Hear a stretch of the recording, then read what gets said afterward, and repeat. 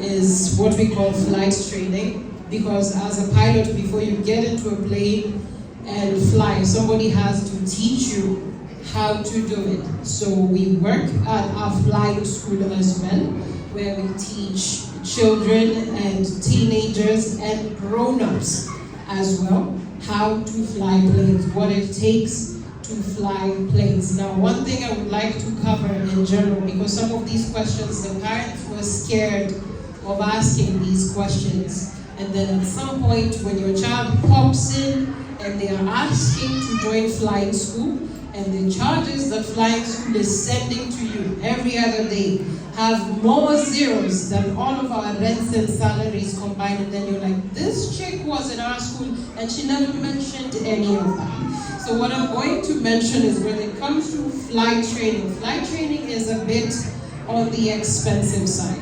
Now, I did send Miss Brenda a few brochures electronically, so at some point I think she should be able to forward them to all the WhatsApp groups so that you get an idea of how much it costs to become a commercial pilot, for example. Now, why I'm emphasizing on commercial pilot is that is not the only type of pilot that you can become. There are different types of flying, there are different types of pilots, and whichever one your child will settle on becoming is the one you're supposed to be supporting as a parent. And again, I appreciate you guys coming in on Career Day to be supportive of your children's aspirations. That is a fantastic thing to do. So some of the courses that are offered at the flying school that we fly at, which is West Rift Aviation, which is in Wilson Airport, where we have a majority of the flying schools there.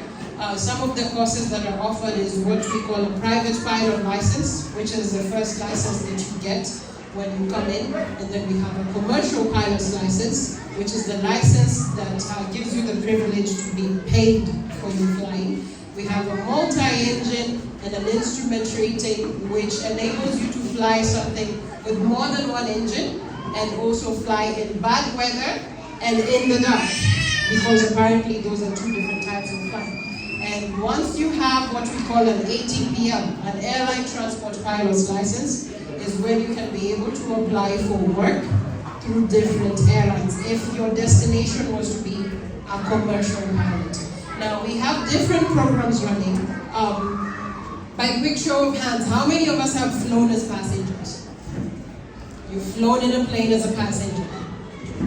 All right. How many of us have flown as pilots?